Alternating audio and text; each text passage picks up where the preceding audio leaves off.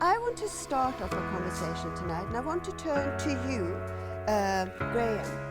The organization, Future Smart Parent. Being a smart parent in the future sounds really good. What does it mean? Our team at my organization Tomorrow Today, every single time we did consulting work with big corporate companies who wanted to look at future trends and disruptive change. When we got to the Q&A time, people would put up their hand, and the first question was, but what about my children? Yeah. What should they be learning? Is the education adequate? Is the technology damaging or helping them? What should I do as a parent? And so a little while ago, we launched this website, futuresmartparent.com. And our goal is really just to help parents, to give parents resources, to help them to just be a little bit more confident, right from the early age, but all the way through teenagers into the university or young adulthood, to just say, what's the future going to be like? And how should we as parents be parenting?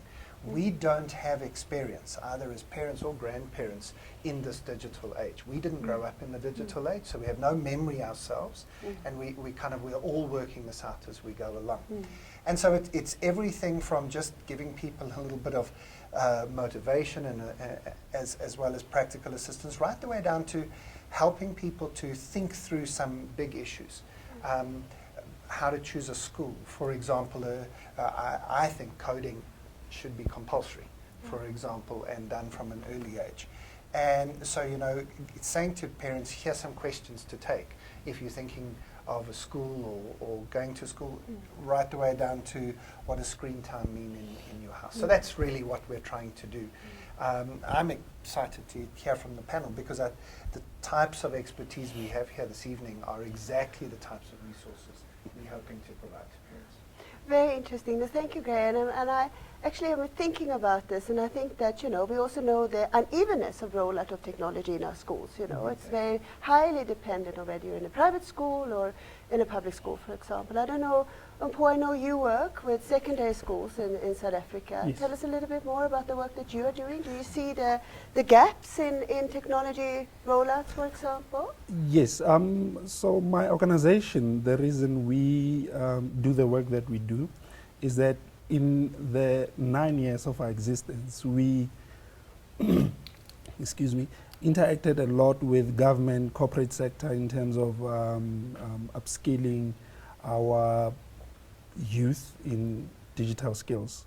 And we narrowed our focus to secondary schools mainly because we realized that we're somewhat in a business unusual environment when it comes to the progression, or rather the uptake of computer science within our basic education sector. And Code for Change is advocating mainly coding as the platform of choice, because we believe that it is necessary for the young ones to understand the back end of the solutions that we're using. And if you look at Africa as a continent, we are more consumers of technology as opposed to innovators or developers of such technologies. And we felt that we needed to position the continent to be in the forefront as well of developing these solutions. And there are a number of things that make it a bit difficult to get to where we need to be at the pace that we need to be going at. And socio-economic issues, I come from, was brought up from a township kind of environment, and as much as I was interested in technology, access to it was very limited. And as an organization, we're trying to streamline efforts from government, corporate, and the public sector to say, how do we come together to improve the conditions in our schools using technology, obviously, as a vehicle. Great, thank you, Paul. And I mean, we're talking secondary schools there, and I want to also, maybe also talk a little bit about, younger younger audiences or younger school children as well. And I know that, Charlene, you teach primary school children. Yes. I have someone commenting now, because we have the audience online, of course, following what we do and what we're saying, what we're talking about. And Michelle, Chris is saying, in South Africa, actually, coding should be almost like the fourth or third language and compulsory for all school children. Okay, so if I Steve may- Jobs School, yes. we offer that from grade R at our schools. We go all the way from grade R up until grade 7. So that is an everyday or a daily activity at our schools. We also have things where we're allowing children to get out daily, more outdoors. So we have that as part of their curriculum day, that they have PE every single day so that they can get out, because most of them will only ever get out at school, you know, when you force them at recess or at lunch breaks, etc. So we're doing that. We also have Lego, which is something that children, it's an innovative space, a maker space where children can go in and actually just have a little bit of their time. You know, they can develop, sometimes they have actual lessons for children who just don't know how to create. You know, they have a bit of guidance with regards to that. So we're actually trying to do a lot of things that we see a need for from, you know, grassroots level for children, using technology in a very responsible manner rather than just YouTubing videos and, you know, watching everyone gaming, etc. So that's what we're trying to encourage. And I think if we can encourage children to use technology more wisely, and some adults as well, we'll, you know, step away from the addiction and all of the negatives that come with technology use. And I'm sure all of us know adults as well who have fallen prey to, you know, being on the internet as a bit of an obsession. So we want to try and educate our children. That's what we do. So we even have, you know, education, life skills lessons around internet security. How do children protect their personal space, you know, their online, what are their friends or family members able to see and look at, you know, how protected are they. And I did, you know, a little thing with my kids where I showed them profiles of people and videos where it could be a 40-year-old man and he pretends to be an 11-year-old child. Then, you know, sort of soliciting them to meet them at the malls and all the places that our children go to. So for our children to be aware that they put themselves in danger through their own behavior. You know, you can pretty much be tracked if you check in at places, etc. Children to be aware of that. I think that's really interesting what you're saying, Charlene. And I'm picking up on two things here that I think we can come back to as well. And the first thing is then the broader view of technology to bring in creativity and actually expand it to beyond what we often think about as, you know, being, you know, technology platforms or devices, for example, to thinking about it in a creative space. And we know that when we're talking the fourth industrial revolution in particular, we need to also think about it in terms of creative spaces, collaborative spaces, and communicative spaces, which I think is hugely important as well. So that's interesting that you're trying to create that. I'm going to turn to you, Lucienne, here, because the second thing that we picked up on here, or I take from Charlene's, what Charlene said, was data protection. Young children data protection. So these are the pitfalls in this space, of course. What are your thoughts as a lawyer and an expert in these fields? Well, absolutely. You know, I have an 8-year-old and a 9-year-old who are really immersed in technology with tablets and games and that sort of thing. And what we've been doing is making use of technology. So one of the ways that we've been trying to get them to exercise more as opposed to staying indoors is we've bought them some tracking devices or fitness devices. And what I did was, like a good lawyer, I went and read the terms and conditions governing the use of those particular devices. Yeah. And you'll be shocked at what you are giving away about your children. They essentially are not children anymore. They are sources of revenue for these companies who make use of this data. So if you read the terms and conditions, you basically say that every single bit of information will be utilized by this particular company for its own purposes. You know, so kids sometimes, I was at a school, at my daughter's school this morning, and 2 of the girls had some GPS type watches. And if you think about that, in the wrong hands, what damage that could do. So for me, privacy and information security and the aspects that you need to consider are paramount before you immerse your children in the technology that they all seem to be using these days. And I think that's you know, and this is hugely important. And as I said at the beginning, we're all parents here, and of course we are.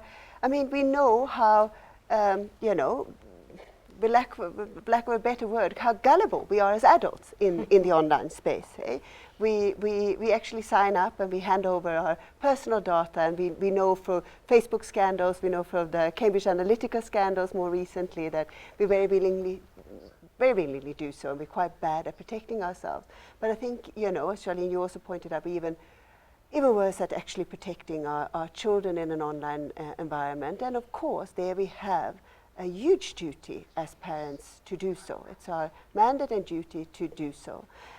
One thing that I'd like to maybe query, since we're talking children, and I'm going to turn to you, Elizabeth, this idea of childhood, and we're talking primary school children, we're talking young adults, and so on. There are delineations as well in an educational space, I guess, in terms of how we look at what is childhood and what we do in an educational space vis-a-vis what we do at home, for example, in terms of privacy. So I don't know if you have any thoughts on that.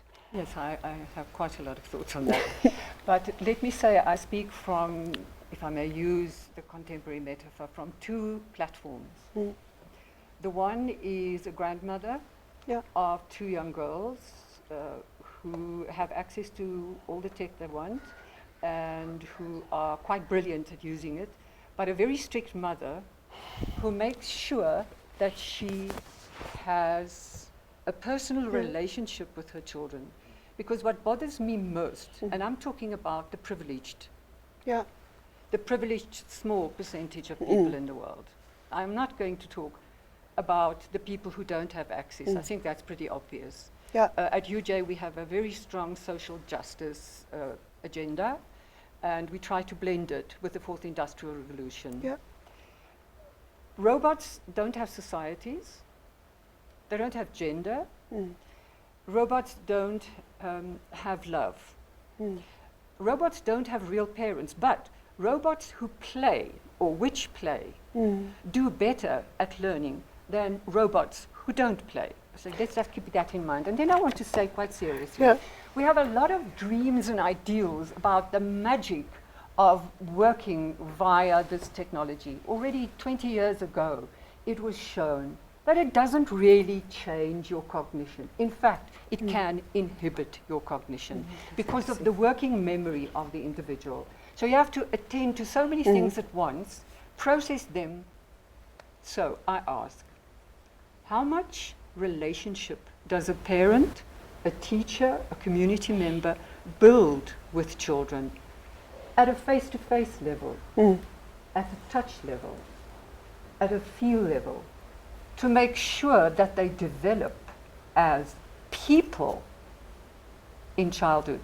Officially, childhood is from birth to 12. In those years, you turn from what could have been a feral animal without parents and without a society into, we know the stories about people who grow up in the woods. So is the fourth industrial revolution a forest, a dark forest, in which our children can get lost because they don't have love, space, touch? Or is it a place, and I'm talking only of kids up to 12, because I think at 12 you're pretty sure of your identity, and you know boundaries, you know sexual boundaries, and you know other boundaries. We hope you do. But I think what gets lost in this hype and this enthusiasm of dreaming of the future is that our children do not have models of emotion and models of cognitive control. Their executive functions as young people can go missing. That's what bothers me. And then I'm very worried about 80% of our children who are in schools with teachers who have no tech savvy and who struggle and who just have to get through a curriculum. But that's for another day. No, thank you for that, Elizabeth. And I see you nodding, Charlene, because I mean this is the age group then that you work with. And this idea then of encouraging certain, and actually not encouraging, that's the wrong word, but what happens with these young children's cognitive processes, and this is what Elizabeth pointed out. And I think that you seem to be finding some kind of balance there, but maybe talk us through that a little bit more in terms of what you do. I think what we ultimately trying to find is, you know, where parents actually parent more. And I think that's where the responsibility needs to ultimately lie. You know, I often say to the parents of children that I teach, I may be your child's educator for a year, 2 years, 3 years, but you're ultimately going to be that parent for however long it takes for them to become independent. So you have more of a responsibility in your actions than I do in my classroom. And so there's a lot of things, a lot of skills I'm finding that children lack at certain ages because of, you know, parents not exposing them to it, children not having, as you say, love. They come to me for that. You know, I'm the person they want to tell all their stories to. I don't have enough time to listen to all of that as well as teach. And that's purely from children who are not given time and attention at home. And when I, you know, have a chance to talk to a child one-on-one and I say, oh, but hasn't your mom told you about stories about how they grew up? And these children will say, no, they haven't. And all I do is tell my kids about how things were when I was growing up and how we used to do things differently and how I walk to school, not that they can anymore because we live in a different time, just from terms of security and all of that. But, you know, we lived a little bit more freely, we played much more, you know, we didn't need technology to develop as people, we had friends. And so often I have my own children saying, you know, but I'm not on social media. I'm like, how about this idea? Try be social with your friends at school, you know, rather than try to come home and then reconnect with them. What did you say to your friends at school? Oh, no, we didn't really speak. Well, try that. So I've taken away my children's electronic devices for social media. I have a 15-year-old daughter and an 11-year-old son, and you know, because they don't have that, they come home with stories about their friends and they're actually involved and they're talking to each other because there isn't that what are you doing and what did you eat last night happening while they're eating and while they're actually living the moment. So they have much more to talk to their friends about, and then obviously I come home and tell them about my day and how I did things. And so we try and find that balance, which is very, very difficult because I'm also busy sometimes and I hear my kids speaking and I honestly don't know what they're saying. And so oftentimes I have to say to them, can you just let me finish this and then I will talk to you. So, you know, to have that time, I think that's what's important for parents. We all rush around trying to create better, as we believe, for our children by giving them more stuff. And I think that's not what we need to do. We need to teach them more stuff that we didn't learn, not give them more stuff that we didn't have. And one hears, you know, this is being debated, I think, quite frequently. So I have two questions, and I think one goes to the school environment and maybe secondary school environment, because Charlene then talks about the primary school environment, and the other one goes to us as parents, what we can do. And I mean, I see, and I've observed this at home. So I have 3 teenage boys, and they're at the private boys' school, which, you know, good access to technology, and as parents we've been able to provide the technology as well for the children. I would say that my 2 older sons, who are now in senior high school, what I see them using the technology for more and more is actually schoolwork, and I can say that they do it, and I find that quite encouraging. I would say that my younger son maybe still have, but you know, there's an element of it, of maybe growing into something, and something that's being inculcated in a school environment. And Paul, I don't know, how would you say, how do we do that? How can we encourage it to be actually an educational tool? As an organization, our approach is that it's not meant solely for the learners. So the learning platform that we've developed, we have considered a lot of elements, especially in terms of the African context.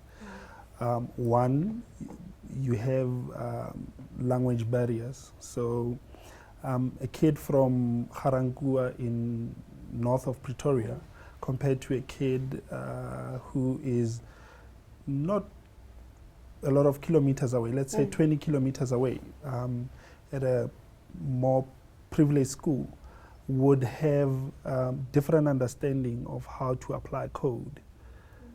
And it's quite interesting when you look at it. And as an organization, we always are encouraging that all stakeholders participate in the teaching of our kids on how to use the technology, how to develop the technology, how to be creative with the technology. So there's parent engagement, there's teacher engagement, there's community engagement, there's the government engagement, and corporate and so forth. I tend to agree with Elizabeth. I mean, I'm a father to two very young kids, aged 9 and 3. And as much as, you know, Daddy is all about tech, and I'm always in front of the screen, when I get home, it's an unspoken rule. We detach from the technology. So if she's doing homework and it incorporates technology, and it's so be it, but when homework is done, it's home time. And I do a lot of gardening, so they follow me around. I prefer to buy a lot of physical toys, jump rope and so forth. So I believe that we have to be very careful not to lose that human element.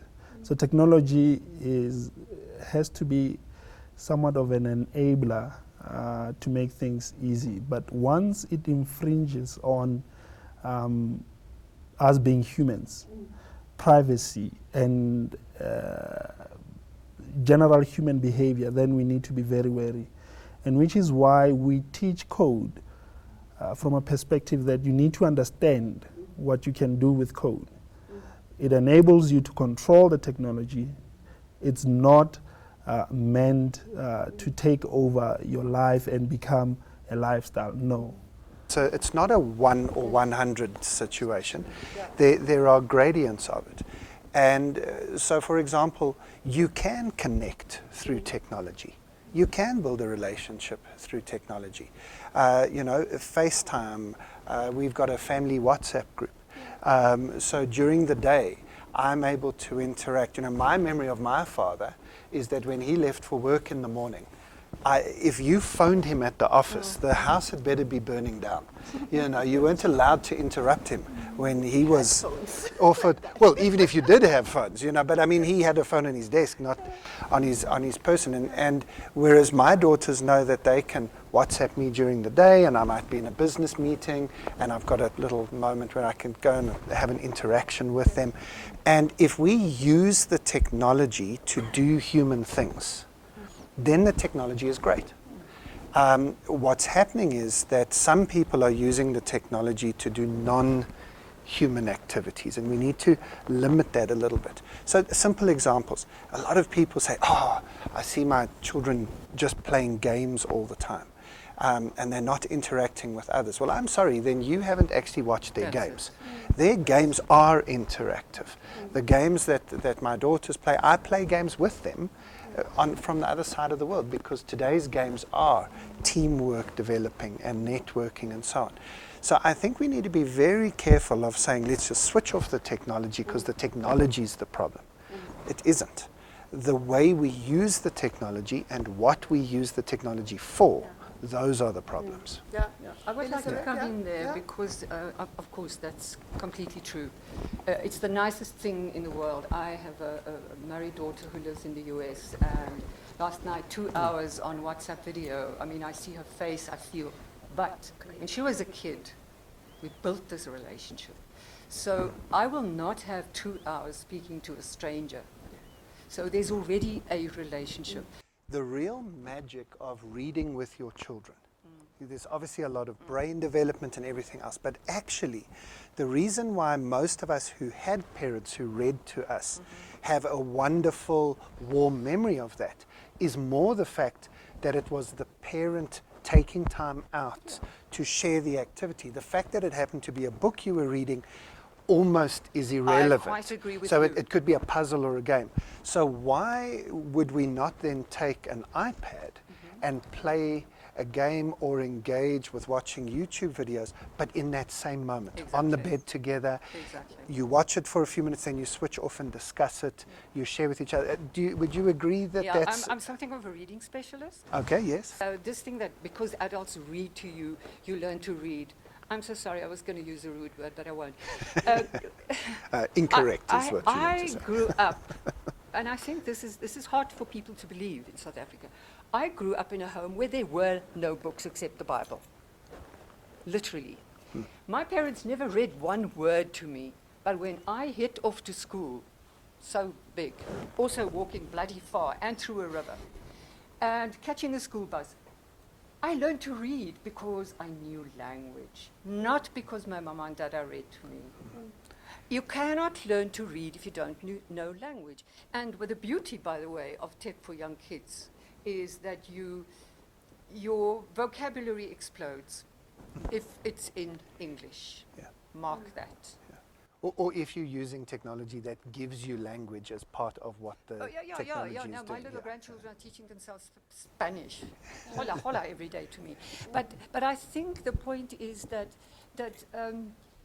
it happened so suddenly, and I've said that to our Vice Chancellor at one point.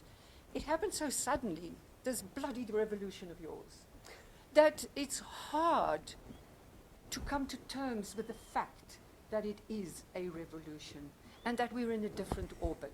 And I think that is our problem, is the seduction of we're in this new orbit and it's going to work. You have to have language. You have to have language if it's Sesotho, Sepedi.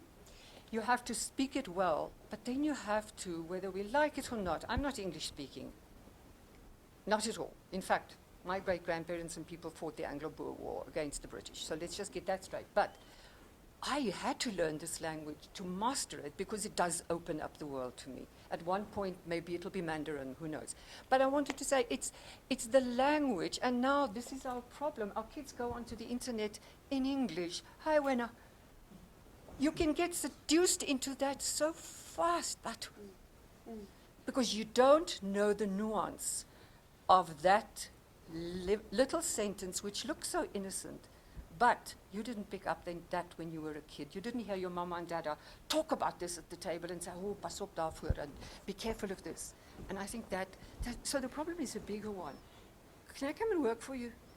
Yeah, no, I mean, and of course we battle with this as parents. But let's stay with maybe, we talk about languages, and of course that's hugely important. And of course this online space has become very dominated by English. So that's also something that we need to be wary of and in these spaces. And I'm sure that both Mpho and Charlene, you can talk to that. But maybe come back to that. I just want to pick up on something that Oscar Polido, who is one of our viewers online, says. And I want to turn to you here, Lucienne. He says that, or let's think about it from a perspective of when things go wrong. So yes, we should engage and so on. But Charlene, you also pointed out there are spaces where actually young children are taken in an online space. Well, even adults are taken in sometimes of scams and scammers in an online space. And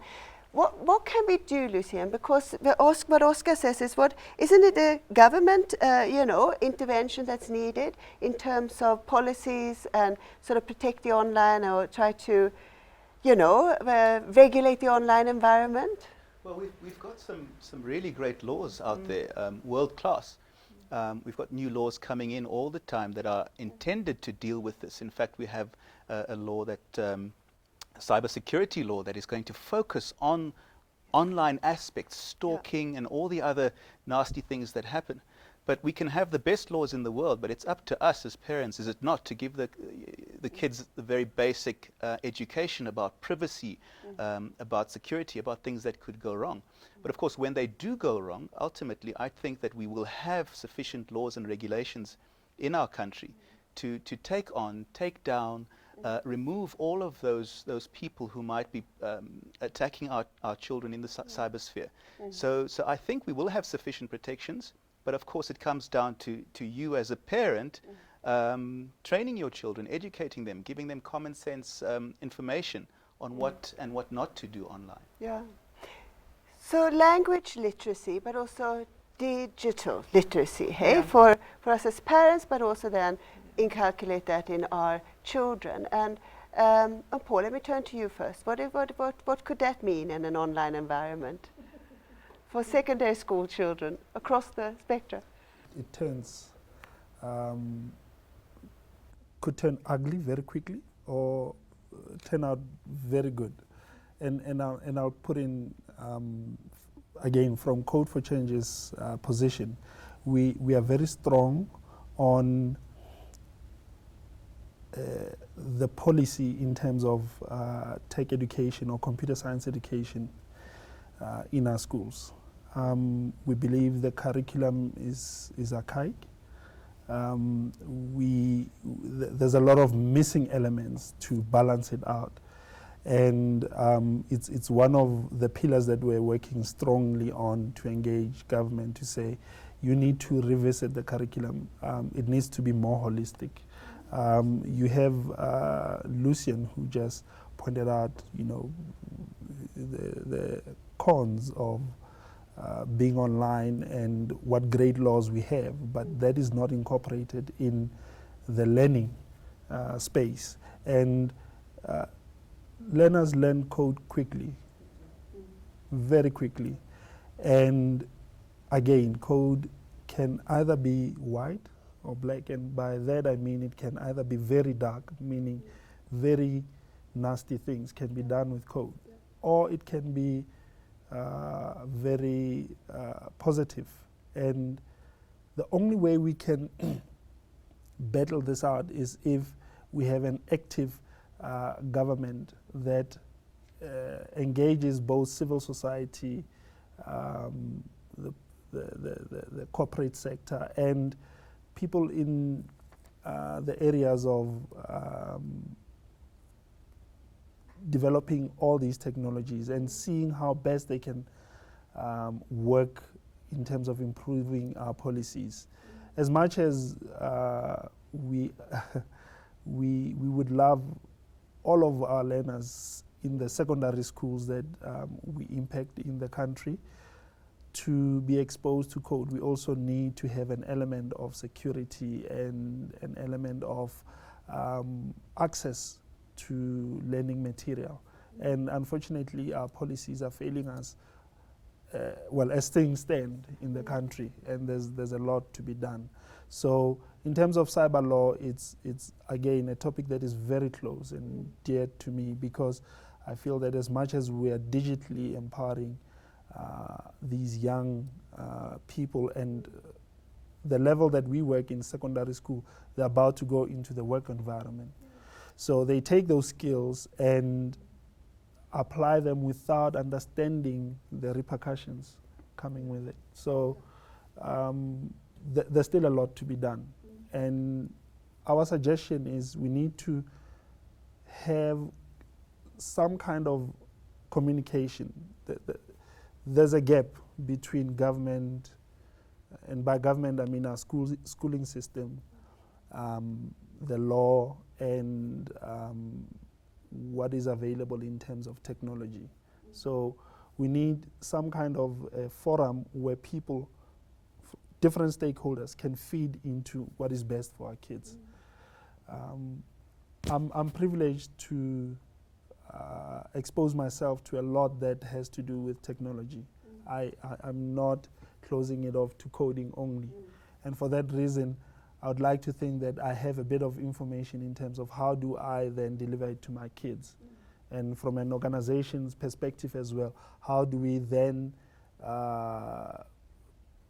develop better content that is safe and that will engage learners in a more productive manner. Yeah. Nicholas online as well, he says it doesn't matter what we do, we can't protect our children. Charlene, what would you say? So digital literacy in terms of younger children, what do you do? And one thing that came to me is that we've finally, I'd say, and maybe I'm saying this, shouldn't say this, we've sort of in some of our discourses have moved away when we talk about, for example, sexual grooming and sexual abuse of children from this idea of stranger danger. And I think that children today understand this idea that actually, it's often someone, intimate someone that you know, but it seems to me in an online environment that maybe, stranger danger is an idea, or, idea, I didn't say ideal, idea. Yes. No, I hear you, and I think what we ultimately want to be doing is creating good habits around technology from early on, and I think parents are key, because as Elizabeth said, if you develop a bond and a relationship with your children when they're younger, they'll come to you when they're older and they have problems.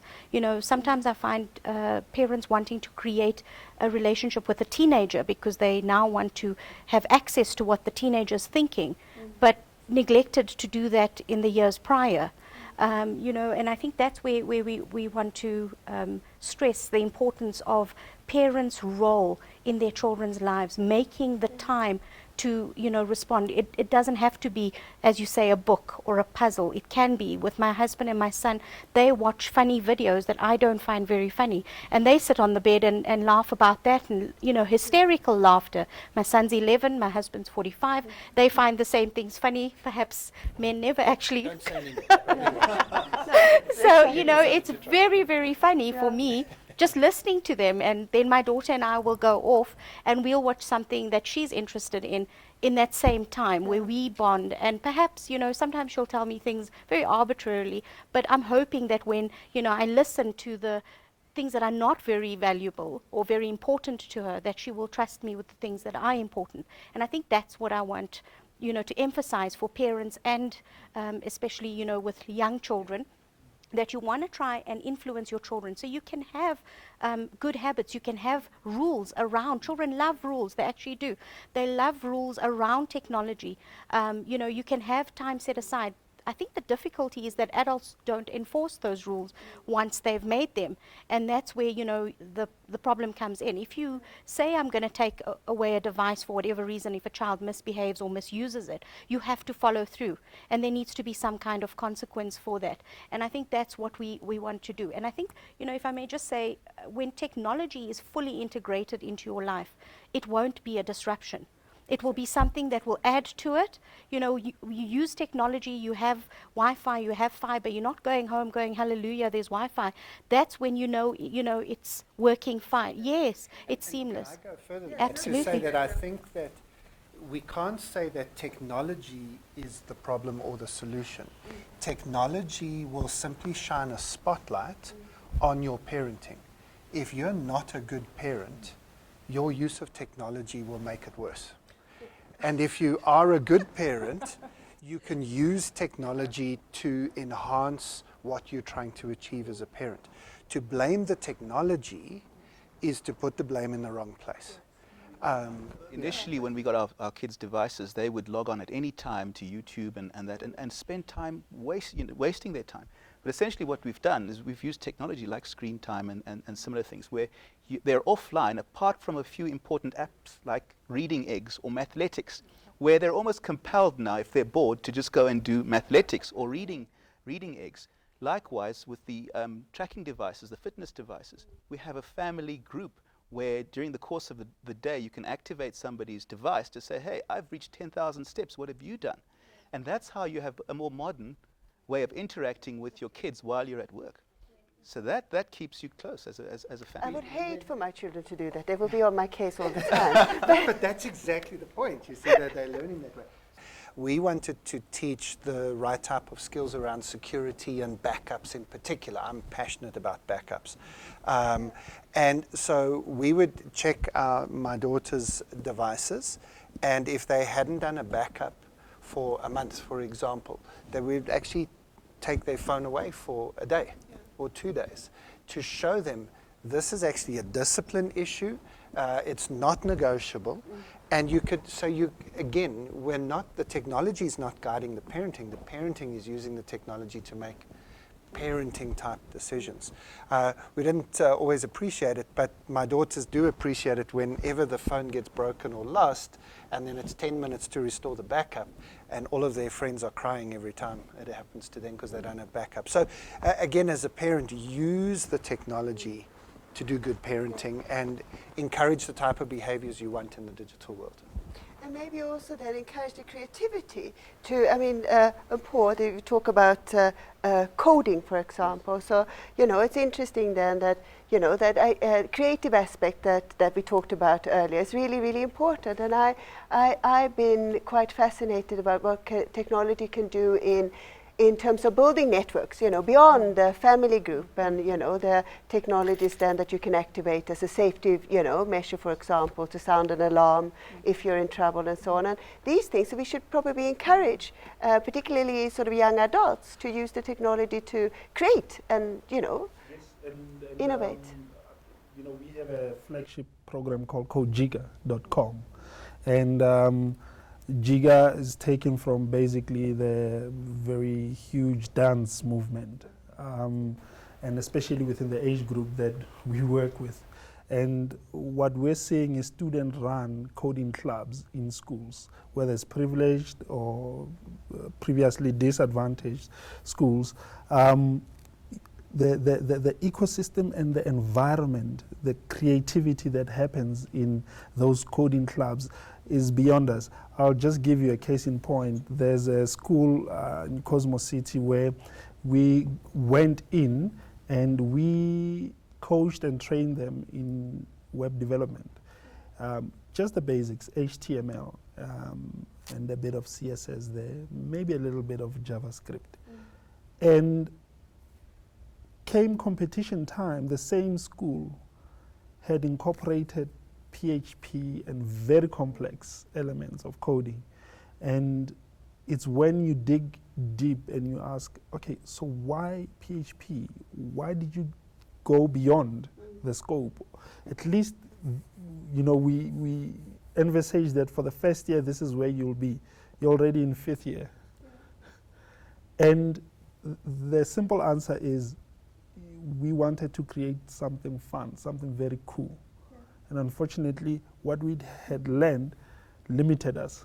So we had to find out, go do a bit of research and go beyond that.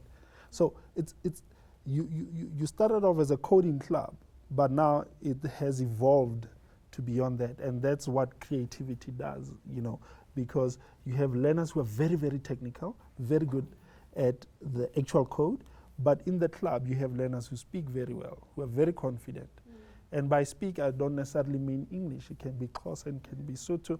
And they articulate themselves very, very well. And it's the dynamics of the team, that creativity that makes learning fun. And our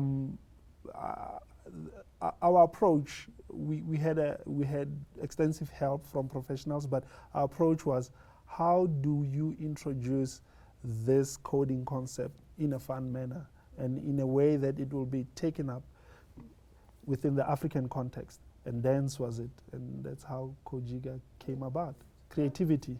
Yeah, please, Fun, because there's also this idea that you can't learn if it's not fun. What you are talking about is much more than fun. It's engagement, it's motivation, it's interest. And as soon as you're interested, sparks fly. This is the neuroscience has taught us over and over. Then sparks fly, and you don't do it alone.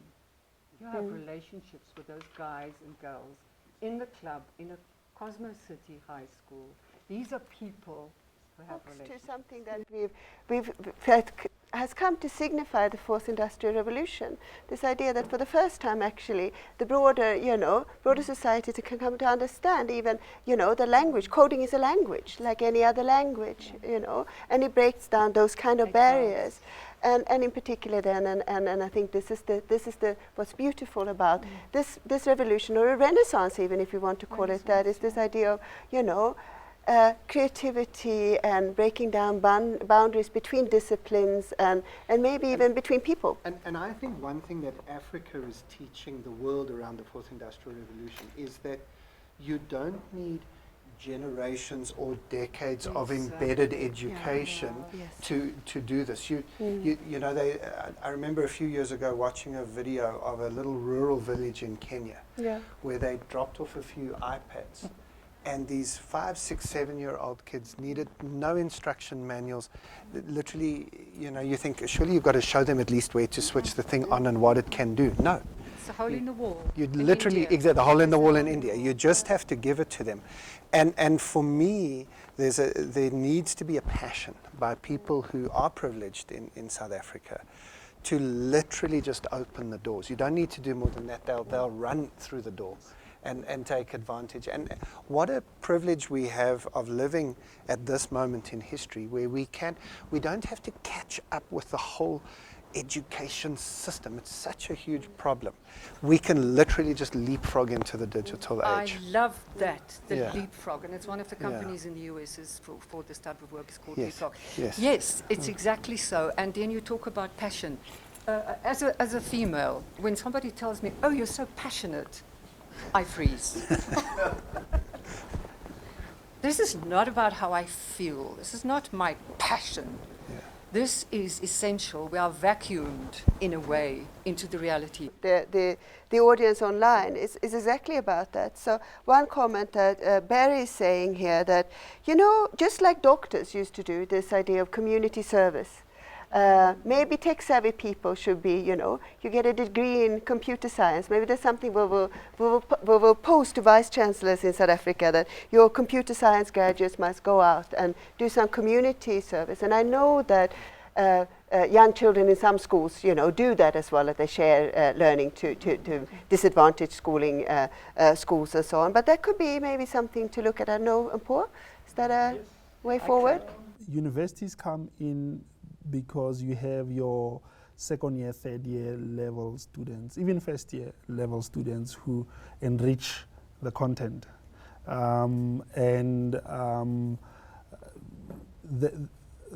age groups that we work with and university students, so you have the secondary learners who admire, look up to them. So there's great synergies in how they work together, and we are open to volunteering. So if you go on to codeforchange.co.za, you'll be able to see if you can't, if you're interested in volunteering, and also for civil society corporates, we also have a way for them to plug in. So we're engaging the Department of Basic Education, and how this works is for every district that we work with within the DBE, we bring in a private partner to support the district. So there's professional development for educators, and then it goes on to the actual delivery of the content to the ground. So there are opportunities, and I'm not going to say we're the only organization that's doing it. We're only trying to find a fit within the continent that we're doing. Remember, our focus, and we're very strong about this, is to see a very strong African digital identity, which I think it is out there. We just need collective efforts to make I it think shine. if Who's online watching right now, he says that, but you know, there's an elephant in the room here also. There's a risk for Industry 4.0, you know, sort of widening income and wealth gaps as well. But I guess, and I think that's what, you know, we're running out of time a bit, but I mean, I think one of the ideas that have come out from this panel tonight is also that if we teach our children technology, those risks maybe will be lessened, because we are rolling out a common knowledge base that goes across then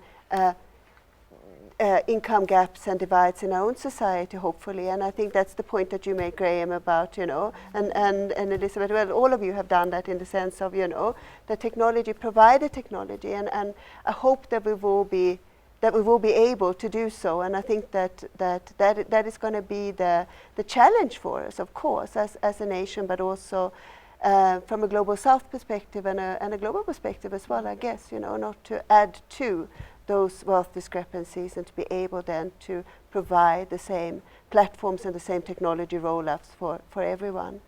So I think it's been really, really interesting, and I've taken a lot away from this discussion, and I hope that actually we can come back to this. We'll have another panel where we can pick up on some of the things that we haven't been able to pick up on tonight, and maybe delve deeper into some areas.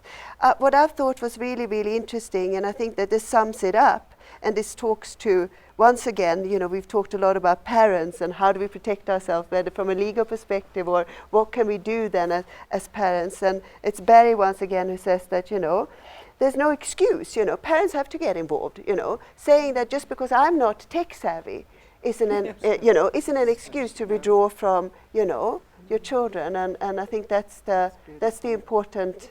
Yes. Parents can use this as an opportunity to learn themselves. You know, learning doesn't take place only at schools or at universities. Learning takes place on an everyday basis, and that's what parents need to do. They need to keep up with what their children are doing, to be interested in what their kids are doing, and that's how you can, again, build a relationship around tech, around the things your children are interested in.